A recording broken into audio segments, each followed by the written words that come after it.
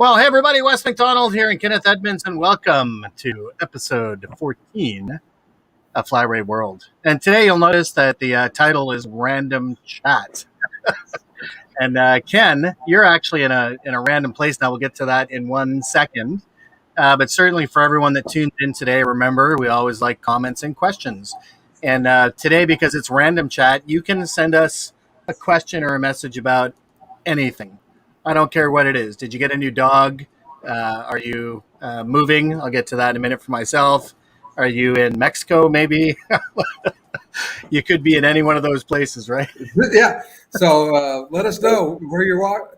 Actually, I'll just broaden that question out. Let us know where you are or where you wish you were.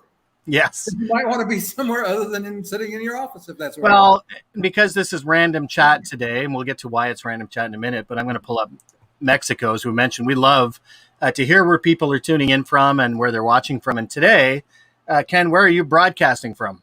I am in Playa del Carmen, Mexico. I'm at the Ocean Maya Royale Hotel, doing a hotel tour. And for those that don't know, I have a YouTube channel about traveling with a wheelchair. It's called Traveling with a Chair. So if you or somebody in your family travels with mobility challenges, I put a lot of content out about that. And so that's what I'm doing down here in Mexico. It's it sounds like a vacation, but it's very much a working vacation. I'm touring 3 hotels in 6 days, trying to film as much video as I can.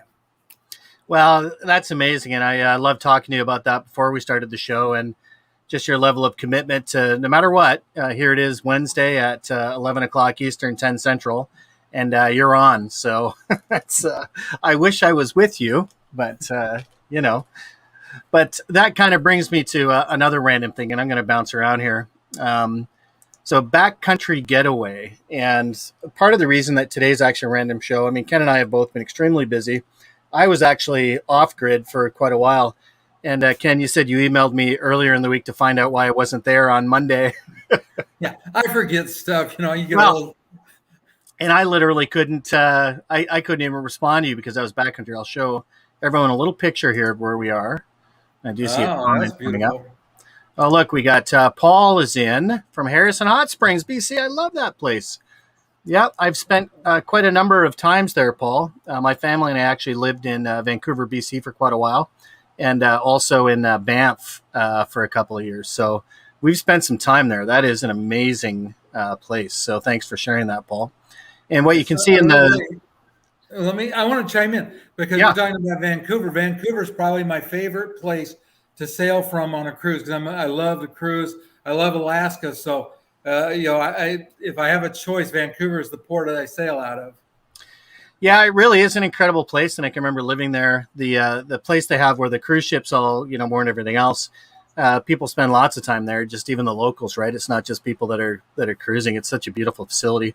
And that's definitely on my list is to do one of those Alaska tours. I would love to do one of those. So, and they have the coolest thing in Gastown. It's the only one I've ever seen anywhere in the world. Yes. Is that the steam clock? A steam clock. I mean, how cool is that? When it sounds off, it plays, like a Calliope or something. That's just so amazing. It is. Yeah, and for those that just tuned in, today is Random Chat Day. So whatever you have on your mind. So Paul, thanks for sharing. Harrison, Ken is in Mexico. Now I'm showing a picture of where I was backcountry camping. So Ken, this place, the only way to access it is via these things. I'll move to my next picture. It's a beautiful spot though, hey? Yeah, so the only way you can access this place is either by kayak or canoe. So the portage to get down to the place is a bit harrowing, but once you're there, I mean, there is nothing. You are completely off grid, and it was probably the best 4 days I've had in the last couple of years. So everyone's been. Where are the pictures of the fish? Yeah, well, everyone has been. I'll show you the picture of my home first. I don't know if you can see that hanging between the trees there, but that's actually a camping hammock. So. Who knew you could do those things, right? But it keeps you off the ground, and it's quite a wonderful thing, right? And yes, you are right. There are definitely some fish pictures. I'll only share one because this fish was absolutely beautiful. Obviously, we caught a lot of bass. which is typically sort of what I like to fish for. But wait till you see this little beauty. Let's see if I can share my screen again. There you go. Oh, very How about pretty. that? Yeah. Yeah, so it is because it is backcountry. The fish are actually a lot darker and smaller than the ones that I'm accustomed to, to fishing for. And so that one there is like related to crappie. It's not a crappie. I think they just call it a sunfish. They're plentiful, and if you get them, good size, you can actually enjoy them as a panfish. But otherwise, and for anyone that's tuned in, remember it's Random Chat Day, so please leave your random questions or comments where you are in the world, kind of etc. Right? Okay, And so let me share a fishing story because it oh, is please do. random chat. We were out in a lake in Wisconsin on a pontoon boat fishing for bass and panfish. I was fishing with an ultralight rod, and I landed the fish that you would expect to land least on ultralight tackle fishing with a worm. I landed a 30 plus inch muskie. What? Yeah, who'd have thunk it? But it hooked it right in the lip. It went after the worm. I was fishing with great big long night crawler, and it hooked it right in the lip, so it couldn't tear the line off. And it was really funny because, and my wife's on the other side of this the camera. I'm gonna tell a story on her. She and a friend that were on the pontoon boat.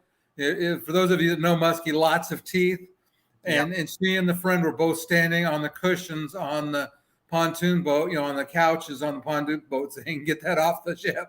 Yeah. They are a freshwater barracuda, people. If you've never seen a muskie or caught one, right? And I love the nickname they give them, which is the fish of 1,000 casts, right? That Yeah. they are harder to catch. They're pretty rare, but boy, when you get one that's 40 some odd inches long, and you get that into the boat, you're onto something, right? So, Yeah. I You've had some adventure with it. yeah, I have caught one muskie in my life, and sadly, it was a youngin, so it was less than 2 feet long, but I'll take it. Yeah. Hey, earlier you talked about a little bit of news, and I found this interesting because one of the things that Ken and I talk about when we talk about doing flat rate, and we always talk about diversification, right? That if you're actually moving your print program into kind of a flat rate model, that one of the things that you should certainly be doing is taking advantage of other services, right? So, Ken, I'll let you talk a little bit about sort of what you were reading about in ENX and seeing other places.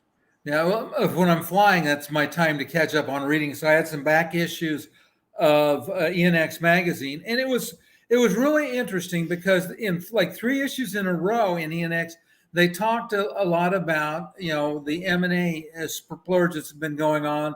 There was a message from Jeff Gow, and the collective synopsis of all of it is that if you want to sell your business, that you really need to be diversified because the vendors that are, or the I should say the mega dealers that are looking to acquire, their preferred businesses for them to acquire are dealers that are doing more than just copiers. A pure copier only dealer is kind of at the bottom of their. You have to excuse the light; it fluctuates in the room I'm in. But that's at the bottom of their acquisition list. That they're really looking for the dealers that are doing multiple things. And I'll go back to the fishing analogy. I talked a little bit about this before. Is that when you fish for really big fish, you don't use a little tiny hook with no barb on it. When you're fishing for really big fish, I gotta fade and come. If I come and go, don't worry, it's just West Play with his controls. But that you use a hook that's got multiple hooks and big barbs. And when you get the fish hooked with that, what happens is that you're pretty much going to get that fish into the boat. It's very unlikely that the fish is going to get off. So it's the same thing in our business. In the industry, is the more you can do for a customer, the more you penetrate that customer's environment, the more you become part of that customer's infrastructure, the better your opportunity to secure the client and to sell your business and to grow your revenue. There are just so many reasons. Yeah, I know, I completely agree, and it's interesting that you mentioned some of the big players that are talking about what they're looking for in those acquisitions, and they're looking for growth opportunities, right? So I think in the early days they might have been just looking for land grab, right? Let's buy some dealers Yeah. so we can actually start getting some footprint. But to see them, starting to really focus on which of these businesses now is going to allow us to grow in the ways that we want to grow, right? Right. And that's so cool, right? So what do we have? Mitch is giving me heck here. Oh, no, he's not. He's saying getting sticky with the customer. Great advice. Good. I thought he was going to say getting sticky with your screen changes there, Wes. Smarten up. But no, absolutely, Mitch. Getting sticky with the customer. And we talk about this so much. And those of us that have been in sales for a long time, neither Ken and I are young in this industry anymore. And the folks that we work with have been in it for a long time as well. And of course, for those of you that are fresh into the industry and learning here, it's you learn very quickly that to get sticky, you've got to have mystery, right? You've got to be able to layer in things that competitors will find hard to unpack. And certainly once you have a multitude of services that you're offering customers, that's what you're going to do. Is it's going to be harder for competitors to unpack you. And if I'm buying somebody, that's what I want. It's like, what things do you do that separate you from the competition, right? And Mitch I'm gave me a sure. smiley face there. Thanks. I was going to say, and one other thing, and I've talked about this before, but I do, yeah, I like that hook 'em. Yes, you want to hook 'em. And the other thing that they said, and this is something that I've talked about at some of the BTA events I've spoken at, is I talk about putting everything on you build your maintenance into your lease and put it on a 5-year lease, because the longer that your lease term is with your customers, and the more remaining years of lease, the more value you add. Because if everything is just year-to-year service, you're not very valuable, because those customers could go away. But if you've got customers that are locked to you for the next 5 years, if there's full 5 years left, that contract value is revenue that they will count like it was in the bank. But if it's year to year, not so much. And Mitch has some to add to that. He says, when I sold my MSPs, the recurring revenue made all the difference in my negotiations, right? No recurring revenue. My only value is as an employee. And thanks for that, Mitch. Yeah. I remember seeing this transition with MSPs many, many years ago when they started trying to get away from kind of project and one-time revenues into this recurring revenue model. And that's really what got Ken and I motivated on this flat rate side for managed print, was the same philosophy, right? And unfortunately, with cost per page, we kind of had it right, that we were saying, at least with cost per page, we got a contract. We do have, some predictable revenue. But it was up and down depending on what the customer's print behavior was, right? But with the flat rate program, it is more like what's happening in the MSP world, which is trying to get that, that fixed level, right? And I can remember having a chat with an MSP years ago saying, how do I get this right? How do I quote the customer? And when I need to change the price, how do I do that? And he said, well, be smarter about it up front, because the last thing you want to do is go back to the customer saying, I got your price wrong. So do your homework, make sure you get that stuff right up front, give them a fixed, reliable, dependable rate. And if you have to revisit that in the second year or the third year because things are changing or whatever, that's obviously, you can do that, but try and get that thing, as predictable, and as budgetable up front as possible, right? So thanks for that, Mitch. Yeah, and would love to, to talk to you in more details about what you did with your MSPs and how you moved those and what some of the parallels can be in managed print. So okay, so I would put Mitch on the spot. Why don't you come on the show one of these days? We'll invite you as a guest. We'd love to have the conversation with you. Yeah, that's kind of fun, Ken. Actually, we haven't had someone that had a direct MSP experience and sold the business. So, Mitch, if you're game, reach out to us. It's pretty easy. You can actually get in touch with me by email. I'll make sure it's flatrate@westmcdonald.co. How easy does that get, right? All right. Looks like Mitch is in. So remember, Mitch, flatrate@westmcdonald.co. And that's West with a T. So thanks for contributing there. Yeah, I just love it. So diversify, go flat rate.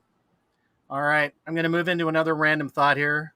And basically moving a store, selling a home. And I was laughing at the beginning of this, Ken, because you said, oh, yeah, poor planning.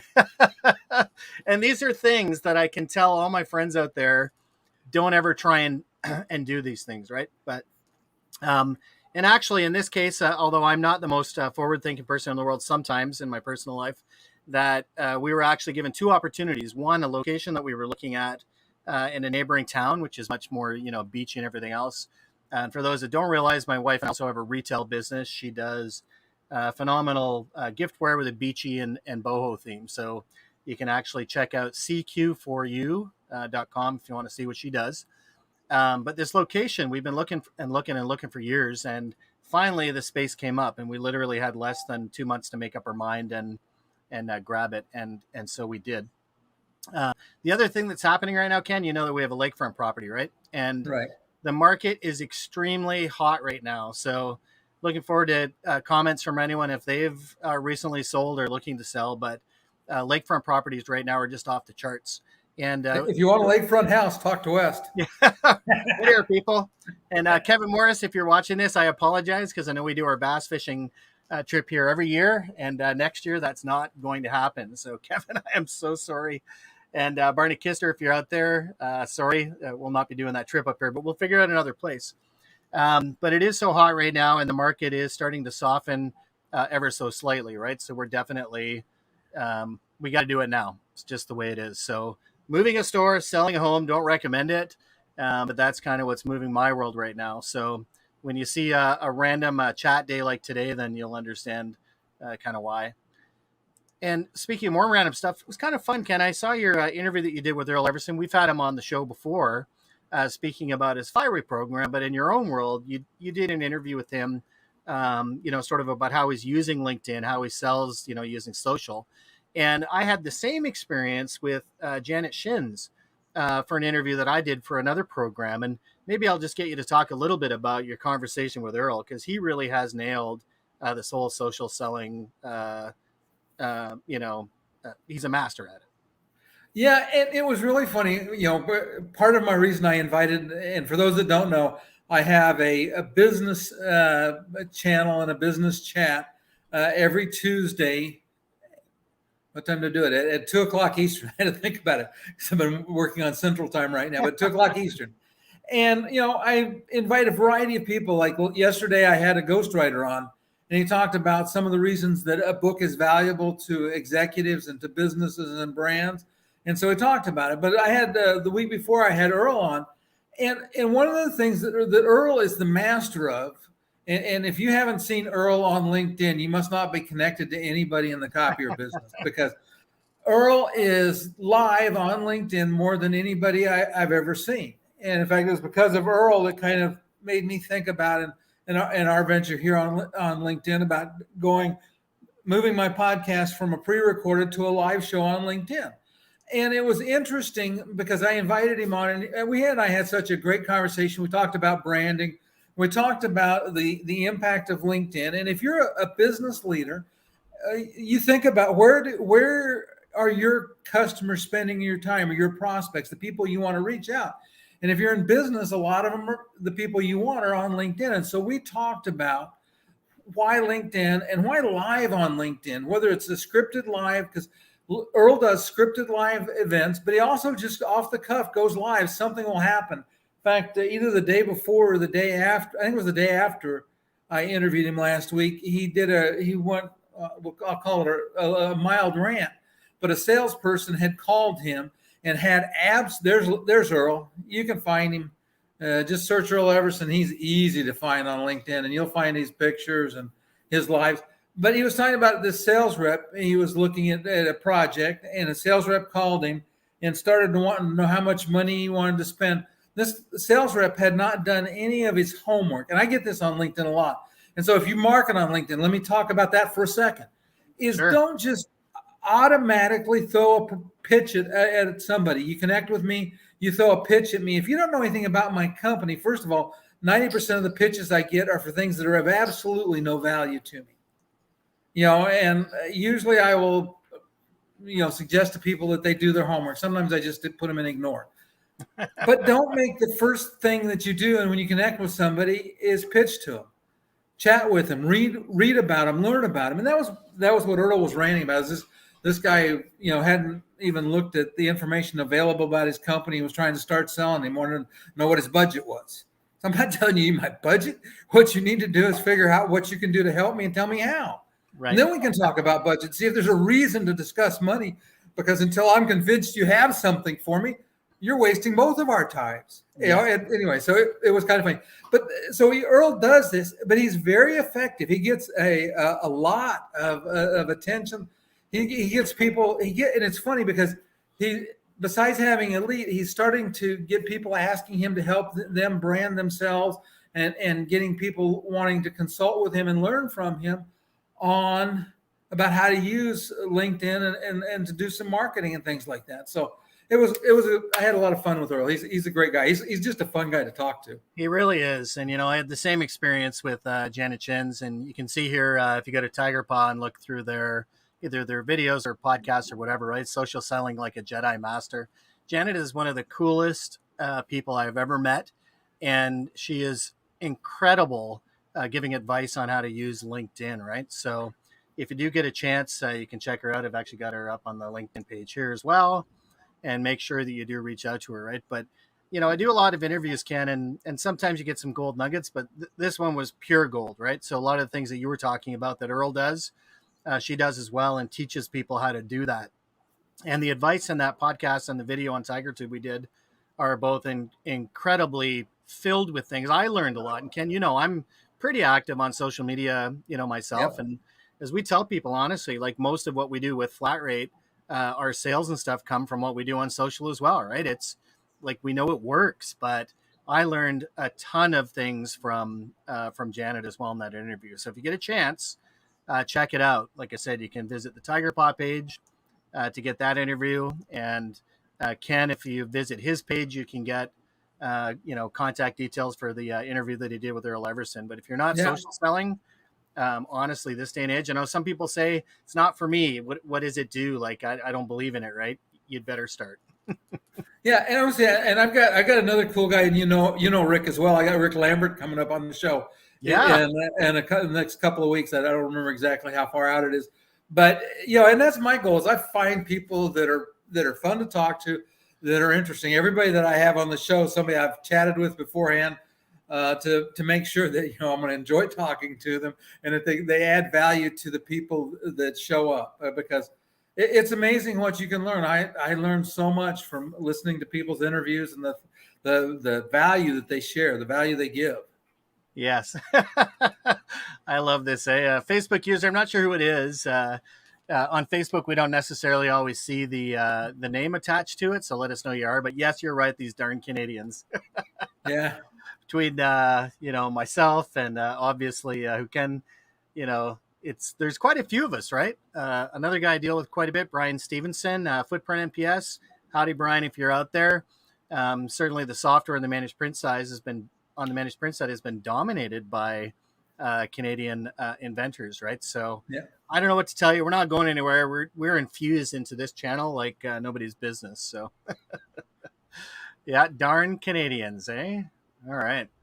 Yeah, you forgot the A. I would have put A at the end of that, but not everybody does, eh? And more random chat. If you haven't watched Letterkenny, if you want to understand rural Canadians like myself, just locked up. I don't know if it's me or you. You better check Letterkenny. Let's see here. Comments. Oh, I think it's Sarah. Yeah.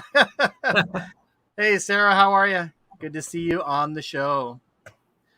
All right.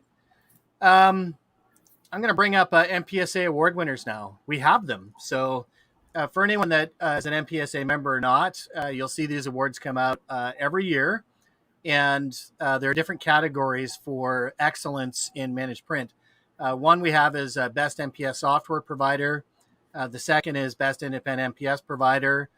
We also do Best MPS Professional Services Provider, the Innovation Award for Managed Print, Infrastructure for Managed Print, and industry collaboration. And actually, that was a new one that we introduced a couple cycles back. Really important to us because, Ken, as you know, we're really big on people working together to raise the industry. And I am amazed at the MPSA members that come together as organizations to create better solutions and partnership for organizations out there as well, right? So we've actually got an award category for that now. Best MPS support by an OEM as well. So stay tuned. I'm reaching out to the winners and the losers today to talk about that. We do have a virtual awards ceremony, which is coming up as well. So we'll be sure to share that information with you as it becomes available. But I'm excited. Mitch says, thanks, gotta go. Thanks for tuning in. We know everyone actually has some work to do. They don't just want to watch us all day. And Greg Walters, good morning, buddy. How are you? Morning, And Greg. Greg is another guy I want to have on the show. So make sure you reach out to me, Greg, and let's get you scheduled on the show because we're talking about innovation and changes in the channel. Greg's always been a leader in that space. So good to see you, Greg. And can't wait to get you on the program soon. And somebody is a Letterkenny fan out there. To be fair, there are no losers, right? So I love that. To be fair is said in Letterkenny all the time. And yes, there are no losers. So are you going to do like the 99th runner-up is and the 98th runner-up? No, we're not quite that cruel in the MPSA, but if you entered a submission, you're going to find out very soon whether or not you won or lost for the category. And again, there are no losers, right? Because everybody that submits, for this have done amazing jobs in the category that they're submitting for, right? But like all awards, we gotta pick somebody, and it's hard sometimes. I was a judge for a couple of the categories myself, and how close some of the scorings are, right? It's very difficult. So Greg says, good, Yeah. good. And okay, so we will book you on one of the episodes, my friend. And thank you very much for tuning in. All right, what else have I got here today in our random thoughts? What else do you have that's random, Ken? Oh, I don't know. Pretty much when I'm on the road, everything I have is random. Yeah. But Well, this isn't random, but it's kind of how we end every program, right? Is that if you're looking to do flat rate and you want some really good free advice, I know Ken's going to get upset here. Every time we talk about it, don't charge for that. It's the Canadian socialist in me, right? But you can get access to this 10-day challenge that we did absolutely free of charge if you do a certain thing. So we do charge $239 to be able to get access to the 10-day flat rate challenge, and it's full of learning, right? It is an incredible resource. Every time I go back through it and look at it, it's incredible. So you should get your hands on it. But Ken, maybe you can talk about how they can get it for free. I don't want to. You keep taking my vacation pool away from me. How am I going to be able to afford trips if you give everything away? But for those that are join the MPSA and that make that investment to become part of a trade association that's focused on helping you get better and provides a great value. You can pay $250 to join the MPSA, and I'm an MPSA member. You pay $250 to join the MPSA, and you get the $239 access. That's lifetime access to the training we did in our 10-day event. You get that for free. Yeah, so join. It is absolutely an incredible organization, like the collaborations and stuff that I do working with people. And we care about one thing, and that's driving the industry forward, right? So Ken and I are both members. We'll help you to become members. I'm actually more than a member right now. I'm in my second term as the president. I can't say enough good things. And for that value of money, Ken, we were talking about earlier when, these companies are valuing other companies, doing valuations on purchasing them. And one of those things, I guarantee you, if somebody's part of the MPSA or the BTA or another industry leading organization, that these are companies that are geared towards growth, right? They're geared towards constant evolution. So just join, get the 10-day challenge for free. Well, and I'm gonna put my a plug in here because I am a firm believer in the value of constant education, and I'm going to steal from Stephen Covey's thought about sharpening the saw. And the fact that if we continually work to get smarter and get better, then we become more successful. And I see so many business leaders that kind of reach a spot. I'm going to call it their comfort zone. I could call it the rut that they're in, but we'll be polite and call it the comfort zone. And they get there and they just kind of stop learning. They just, and I'll use another phrase that I love is they stop working on their business and they just work in their business. They take care of the daily stuff every day, but their businesses kind of get into this rut and they're not going anywhere. Yeah. And if you want to grow and you want to achieve more success, you need to learn and you need to find new ways and get out of the rut, I guess is the best way I could say it. It's true. And the way we do that is the company you keep, right? And I know, and actually, my wife reminds me of this sometimes when I get into my own ruts, because we all do, right? Yeah. She's like, well, why don't you give Ken a call? Or why don't you give John McInnes a call? Or why don't you give Brian a call? She knows these people that I work with that can help inspire me again and get me back on track and thinking about innovation and excitement, right? So the MPSA is absolutely chock full of people like that. So Right. join, get together with peers that love this industry, that love growth, and love, challenging the status quo, right? All right. Last but not least, get Flyrate certified. We've talked about it. Visit flatrate.world and get an idea of what this means for you and your customers to actually get some certification around what we're doing for Flatrate. It is something in the managed print world that is coming again as well, again through the MPSA to get a standard and certification for managed print. But certainly the Flyrate side of the world, make sure you get certified. Ken and I will help you to do that. So we'll train you. If you need training, if you've already got a program, we'll help you to get that program certified. So just reach out to us, make sure that you do, right? Sarah says your shirt is inspiring today, West. Well, yeah, thank you very much. This is probably one of my favorite go-to shirts. Oh, look, Ken's actually got something a little fun on there today too. Oh, look at you go, man. Talk about getting outside your comfort zone. I love it. Hey, so for everybody that tuned in today, I know that we're at the bottom of our half hour. That was a lot of fun today, Ken. I think we got to make sure that we insert one of these random ones a little more often, right? It was fun. Yes. Well, And it's though you and I always have fun chatting, even we if do. we're not, even we're not on the camera, officially. We love chatting. We do. So everybody that tuned in today, thank you very much. And remember, every Wednesday at 11 o'clock Eastern Time, 10 a.m. Central, we're going to bring it to you live. So until next time, have a great day, everybody. Have fun. We'll see you guys. It's supposed to start thunderstorming in any minute until 5 o'clock tonight. Okay. Maybe